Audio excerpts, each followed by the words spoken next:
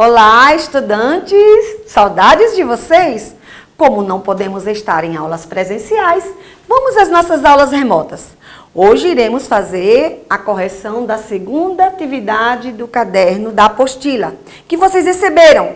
A nossa disciplina é História e os temas já foram amplamente estudados. Vamos lá? Abram a página 44, caneta e caderno na mão.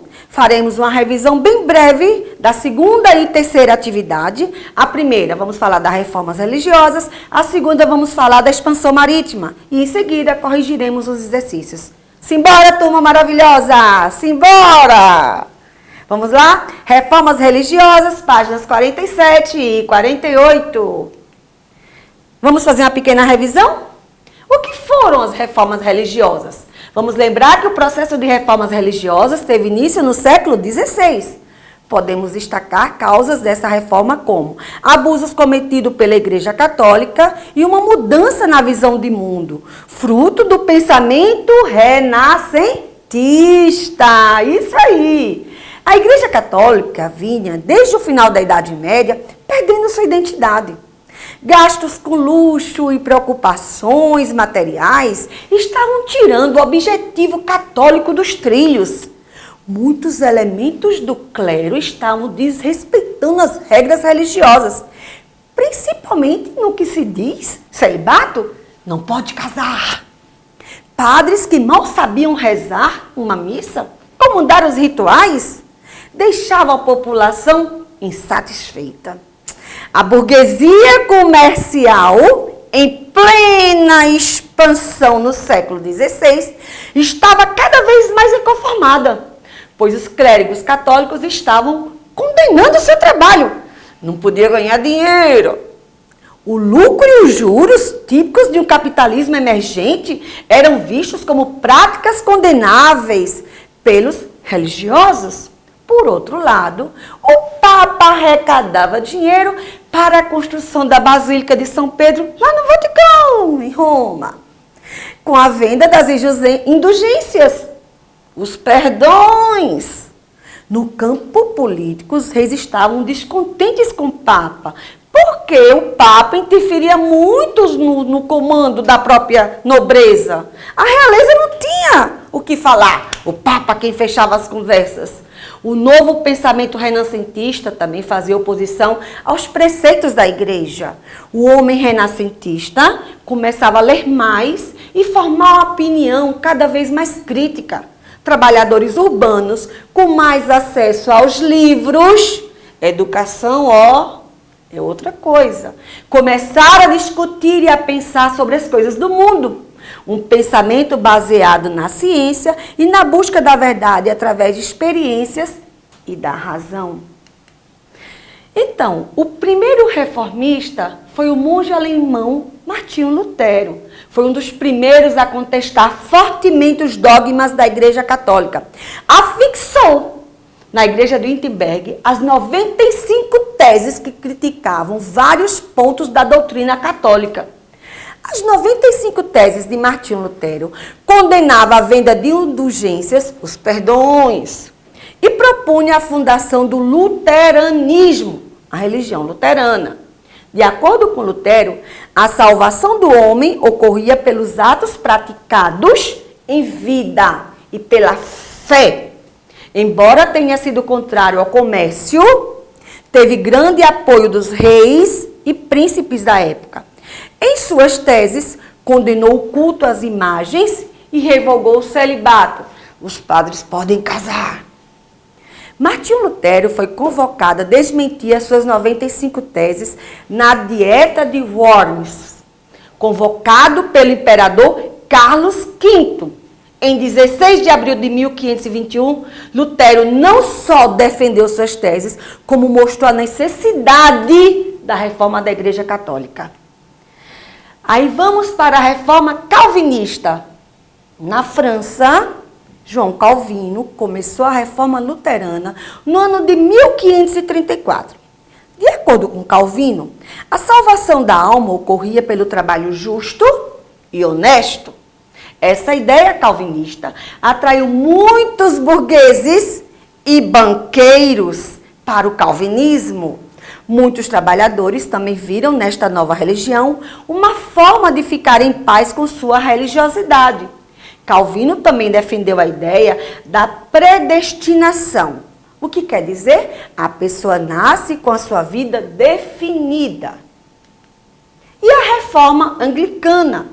Na Inglaterra, o rei Henrique VIII rompeu com o papado após este se recusar a cancelar o seu casamento.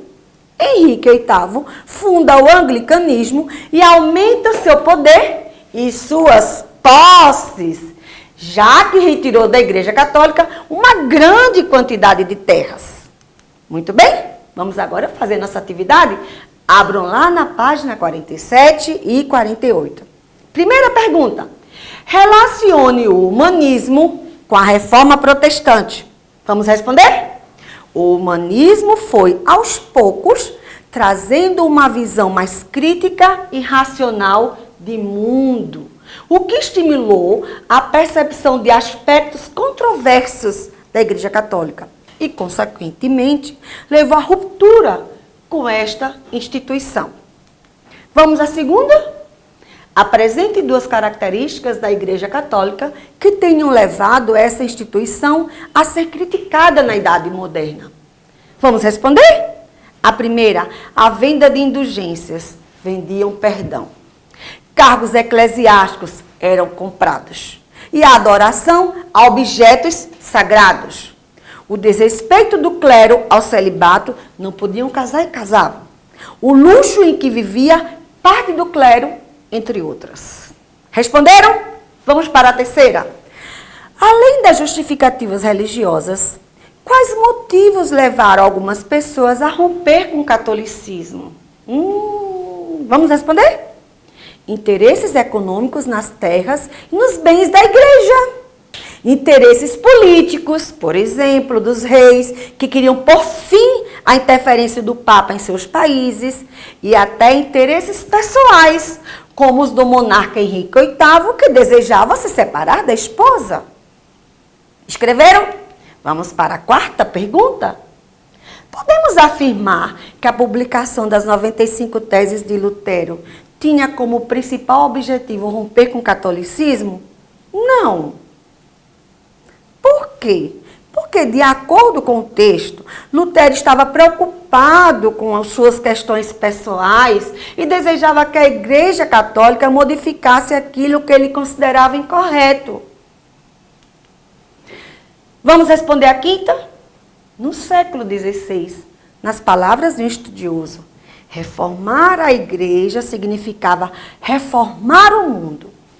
Tendo em vista essa afirmação, é correto dizer que a Igreja Católica era muito importante, não apenas no âmbito religioso, mas também no âmbito cultural e político? Não sei.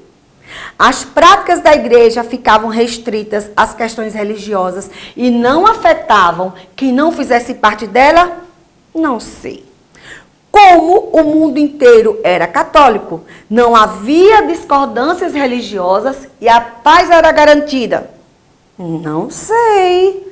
A Igreja controlava todos os aspectos da vida moderna, nomeando reis, cobrando impostos estatais e, por isso, estava isenta de críticas? Não sei. Mas vamos pegar o papel e a caneta? Responder. Alternativa A. Os dogmas da Igreja Católica tinham influência no cotidiano das pessoas, nos diferentes segmentos da sociedade.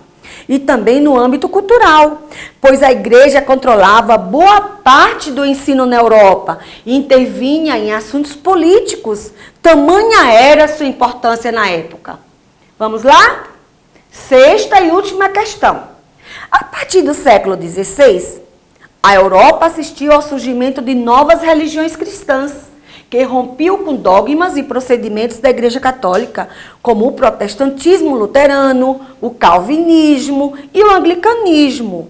Em que pesem as diferenças entre elas? Essas novas formas do cristianismo têm também elementos que aproximam umas das outras? Um desses elementos é a crença na vida de um Messias que salvaria a humanidade de todos os males? Não sei. A manutenção de laços profundos com a Igreja Católica? Não sei. A continuidade do celibato, considerando fundamental pelos protestantes? Não sei. A tradução da Bíblia para a língua de cada país? Errei! Vamos marcar a alternativa D. Depois de Lutero ter traduzido a Bíblia do latim para o alemão, essa prática se tornou recorrente entre os protestantes, que queriam difundir sua leitura e sua livre interpretação da Bíblia. Ok? Vamos para a terceira atividade. Tema 3, as consequências das expansões marítimas na Europa, na África, na Ásia e na América. Abrindo a página 49, seguintes, turminha. Revisão. Empreendimento marítimo e comercial ocorrido nos séculos XV e XVIII. Entre os séculos XV e XVIII, os europeus iniciaram um grande empreendimento marítimo, que ficou conhecido como expansão marítima europeia. Isso só foi possível quando, no final da Idade Média, o feudalismo sofreu profundas transformações e abriu espaço para uma nova estrutura econômica baseada no lucro. Essa nova realidade fez com que os governos buscassem alternativas para o desenvolvimento da economia. Nesse contexto, a expansão marítima europeia teve como finalidade principal a superação da crise econômica. A Europa era pobrinha. Dos séculos XIV e XV. E o desenvolvimento da economia mercantil, com a conquista de novos mercados. Esse evento marítimo expansionista dos europeus, em busca das relações comerciais, culminou ainda na descoberta de vários territórios, inclusive do Brasil. Os fatores que motivaram essa expansão marítima podem ser, entre eles, o monopólio árabe-italiano do Mediterrâneo, que impulsionou a busca de novas rotas marítimas, Gênova e Itália, e os árabes, lembram? Ok. Exploração de metais preciosos para a cunhagem de moedas, a Europa não tinha ouro. Investimento financeiro das monarquias nacionais aos projetos náuticos, por exemplo, a Escola de Sagres, em Portugal. Centralização política dos reinos absolutistas, o rei mandava em tudo. Aliança política entre os reis e a burguesia mercantil, interessada na lucratividade da expansão ultramarina. Aliança política na expansão ultramarina significava investir em viagens além do mar da redondeza, ali da Europa, ok? Divulgação da fé cristã para povos de outros territórios. E lá, na outra aula que tivemos de reformas religiosas, quando a Igreja Católica se viu, bem pequenininha, por conta do protestantismo, o que ela fez? Se uniu com alguns reis e aí, fez parceria. Hello! E o aperfeiçoamento das técnicas navais, especialmente na Escola de Sagres, lá em Portugal. O outro importante fator que corroborou ainda mais para a expansão marítima europeia foi o renascimento urbano e comercial. Ou seja, a igreja antes, no período medieval, dizia que lucro era pecado, juros era pecado.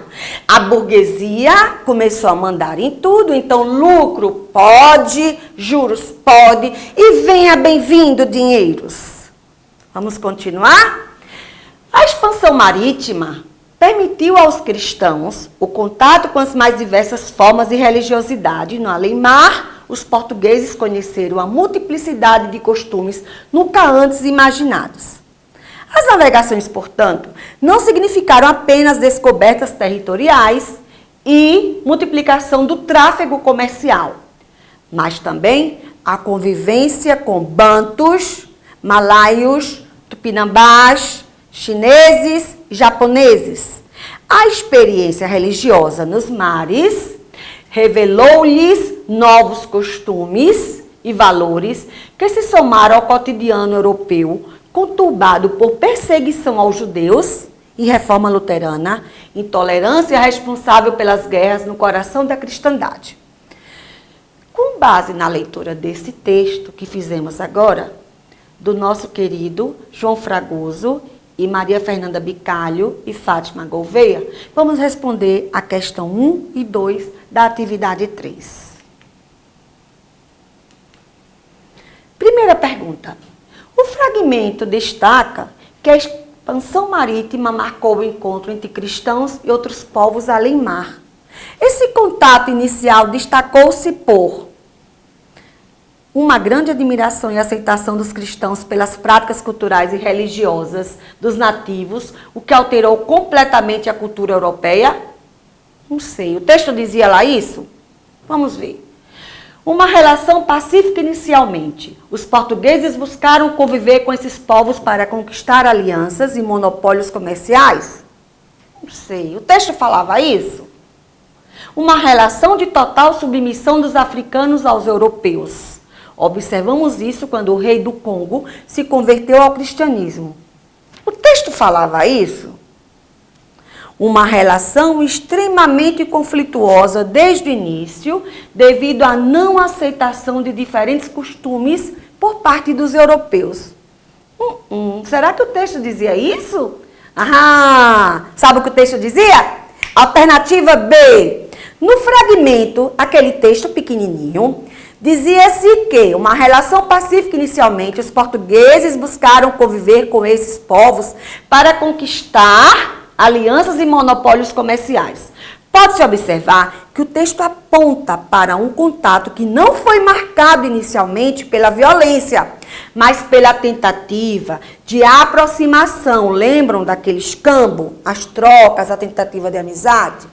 Muito bem. Pelos portugueses, com a construção de alianças entre esses povos que eles invadiam os territórios, de modo a facilitar seu processo de exploração econômica e dominação territorial. Então, alternativa B. Inicialmente houve uma relação pacífica. Vamos para a segunda questão, ainda com base naquele texto. Sobre as relações religiosas entre os lusos, que quer dizer portugueses, e os povos que eles conheceram ao longo da expansão marítima, é possível observar que os portugueses foram extremamente tolerantes com os povos além-mar, pois as crenças dessas sociedades eram muito parecidas com as europeias. Será que o texto dizia isso? Aceitaram os rituais religiosos dos povos africanos e americanos, pois eles condenavam somente as religiões protestantes. Não sei se o texto dizia isso.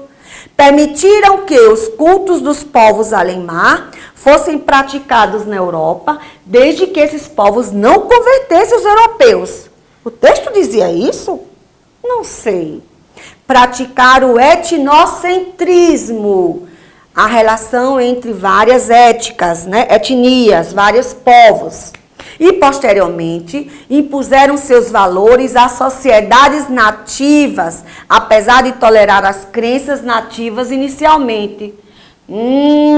Vamos marcar a letra D. Os portugueses, apesar das alianças, no início, que tentaram ser pacíficos, fazer o escambo, ficar amiguinhos, não deu certo, mantiveram um olhar etnocêntrico. Eu, europeu, sou melhor do mundo.